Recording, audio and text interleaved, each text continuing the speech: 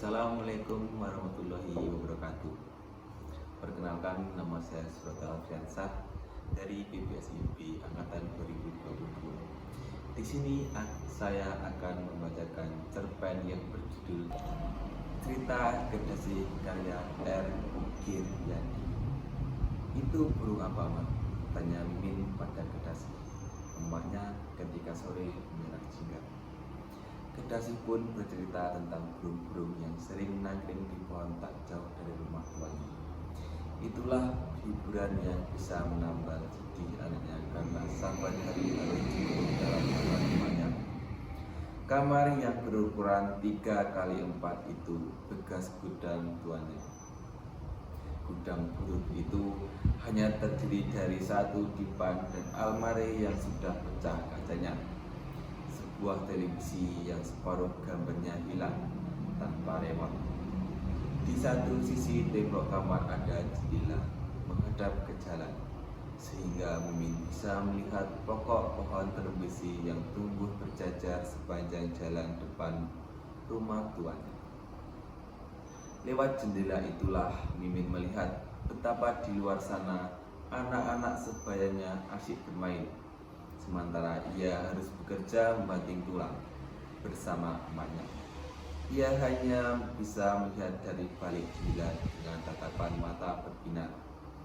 Terkadang ia memberanikan diri memainkan mainan milik anak tuanya, tetapi jika ketahuan emaknya, ia pasti dimarahi, karena bila ketahuan menyentuh mainan tak ayal lagi, Mimin akan mendapat tambaran tuannya.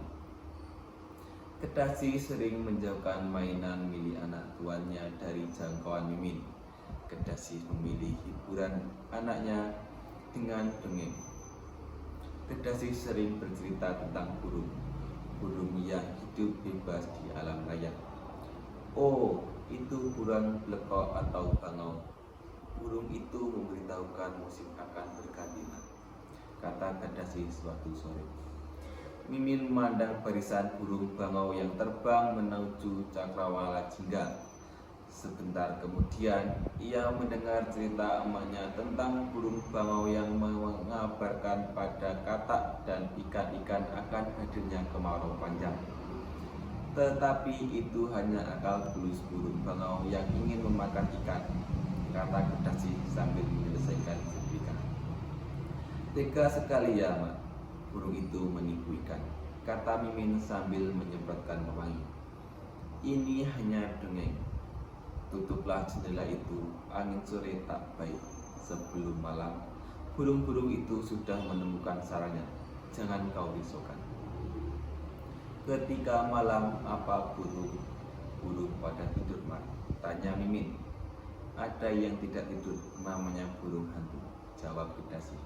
Tiba-tiba Mimin menghambur memeluk emaknya. Sebaiknya kamu segera tidur. Besok sebelum subuh harus segera bangun. Cucian yang sebelum kering harus segera dijemur, kata Kedasi, yang kemudian segera turun tangga karena terdengar suara tuannya memanggil untuk yang sekian dibuka. Dari atas terdengar suara tuan mendampar amaknya begitu keras. Sekali juga terdengar suara tendangan dan pukulan.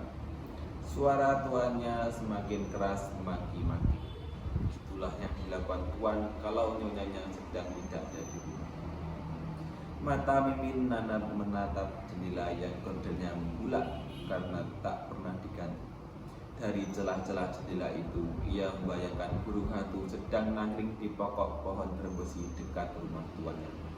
Matanya tajam mengawasi. Mimin memaramkan mata. Ia mendengar tangan lonteng berdering.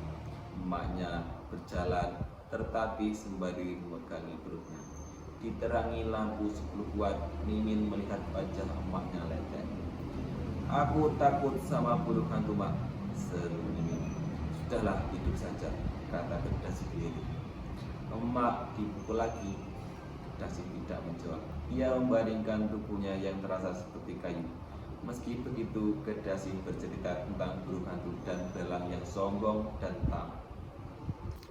Kata Kedasi, Belalang suka sekali mengganggu tidur siang burung hantu. Ia sering menyanyi dekat burung hantu. Suaranya berisik. Pada suatu hari belalang diiming-iming anggur. Kata burung hantu, anggur itu didapat dari dewa Apollo. Anggur itu yang membuat suara dewa Apollo itu merdu. Belalang pun percaya. Ia meminta buah anggur yang dimiliki burung hantu agar suaranya semerdu dewa Apollo. Saat belalang mendekat ke burung hantu, hap, nyam, nyam.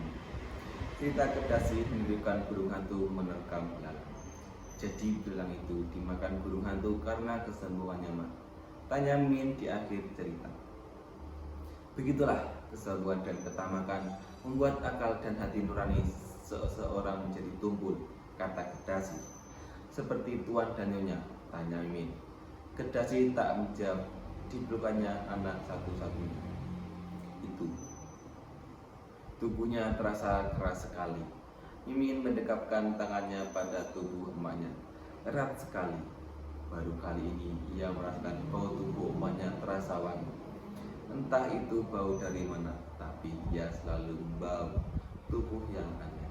Setiap kali nyonyanya tidak ada di rumah, Mimin tak berani bertanya. Matanya masih membayang wajah burung hantu yang memakan belalang yang sombong dan tamak. Sementara Kedasi membayangkan pergulatannya dengan buaya yang tidak memakan anaknya. Sejak 3 hari ini, Mimin ketakutan hebat karena mendengar suara burung yang seperti memecah malam.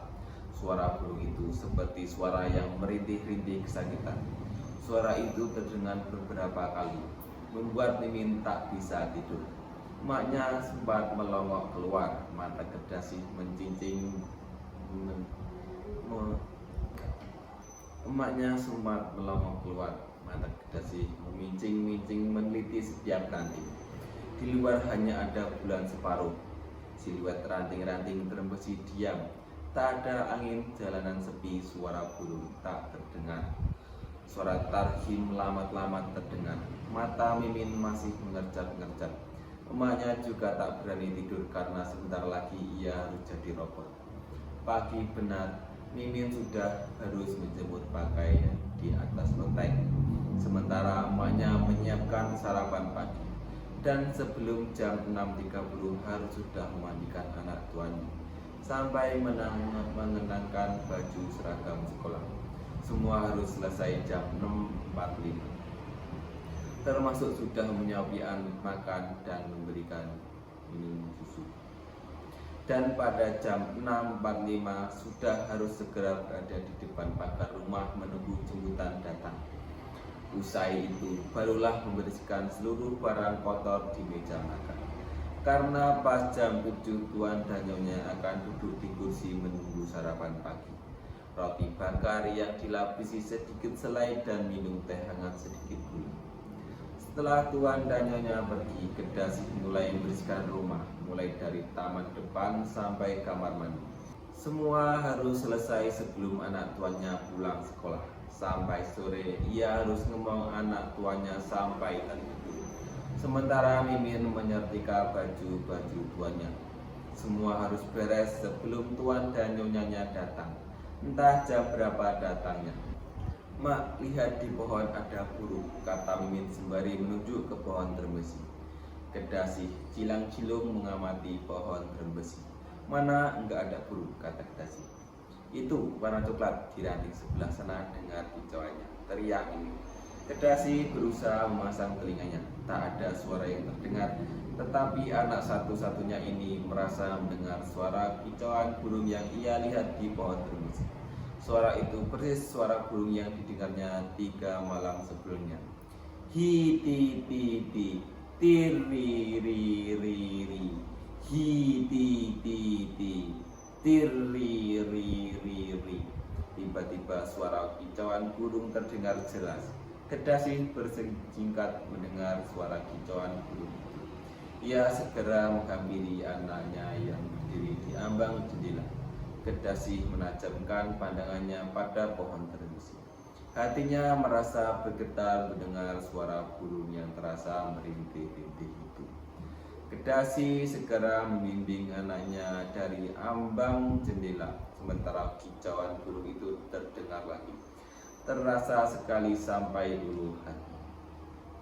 Bulu kuduk Kedasi terasa mengkirik, ia bergegas menutup jendela. Saat itu ia mendengar suara teriakan tuannya. Kedasi segera bergerak cepat, tetapi perutnya masih terasa sakit untuk bergerak lebih lincah. Kedasi berjalan tersiap menuruni tangga. Seperti dugaan Mimin, tak seberapa lama terdengar suara berdebam, seperti suara benda tumpul yang ditumbuhkan ke tubuh. Tetapi Mimin tak berani mengintip, ia tak kuasa mendengar suara emaknya yang merintih. Bahkan kini seperti ada suara lain, suara emaknya yang melengking tetapi tertahan. Kedasi kembali dengan wajah lecet, matanya nyalang, keringatnya mengalir pada wajahnya yang memerah. Dipukul lagi, Mak. Kedasi menggeletakkan tubuhnya ngilu, dadanya masih terdegup kencang. Mimin melihat tangan emaknya ada bercak merah. Saat itu tiba-tiba telinganya menangkap kicau burung. Suaranya begitu merintih-rintih seperti suara emaknya yang menahan kesakitan. Itu burung apa, Mak? Tanya Mimin sambil melongok keluar lewat kaca jendela. Burung Kedasi, jawab Kedasi sembari melungker menahan sakit di ulu hati dan selangkah. Kok seperti nama emak, kata Mimin sembari tersenyum. Di luar sana burung Kedasi berkicau berkali-kali. Hi ti ti ti tir ri ri ri ri. Hi ti ti ti tir ri ri ri ri. Suara burung itu seperti berkecamuk dalam hati Kedasi hingga larut malam. Kedasi memandang anaknya yang tak percaya itu dengan penuh kasih sayang. Di matanya terbayang bagaimana ia menyelamatkan anaknya itu dari laki-laki pemabuk yang telah membuatnya terpuruk, laki-laki yang pernah memaksanya mencintai, laki-laki yang memaksa membuai spermanya, dan kemudian laki-laki itu pergi karena orang tuanya tak merestui. Kedasi pun juga memilih nekat untuk menyelamatkan anaknya dan membuat sial bagi keluarganya. Tetapi apa daya, lepas dari buaya darat tertangkap di kandang macan. Di kandang macan ia menjadi santapan tuannya. Bila nyonya pergi hampir sampai malam. Macan itu sudah benci dengan pada Kedasi dadanya berkedut kencang. Tiba-tiba Mimin menggeliat dan bangkit dari tidurnya. Kok burung itu tidak berhenti berkicau, Mak? Kedasi berusaha bangkit sembari memberi isyarat tangan ke mulut. Tetapi Kedasi tak jadi bangkit, ulu hatinya terasa kejepit. Kata orang itu pertanda ada malaikat lewat, kata Kedasi lirih. Oh, berarti dia burung yang baik, Mak. Dia malaikat pencabut nyawa, kata Kedasi lirih sekali. Mimin bersinggung dan segera menghambur memeluk emaknya. Ia merasakan degus napas emaknya begitu kencang. Detak nadinya terasa cepat, tapi sebentar kemudian terasa melambat, berhenti. Seharusnya mereka itu tahu doa kita, agar kita bisa pergi dari rumah ini, ucap Mimin. Tak ada jawaban. Mimin mengeratkan dekapan ke tubuh emaknya yang membatu. Bau tubuh emaknya terasa anyir, tetapi Mimin tak peduli. Di luar sana, kicauan burung Kedasi tak terdengar. Tiba-tiba malam robek oleh cerita nyonya. Mimin membenamkan wajah pada tubuh emaknya yang diam dan beku. Di bawah sana, nyonyanya memeluk suaminya yang bersimbah darah. Terima kasih.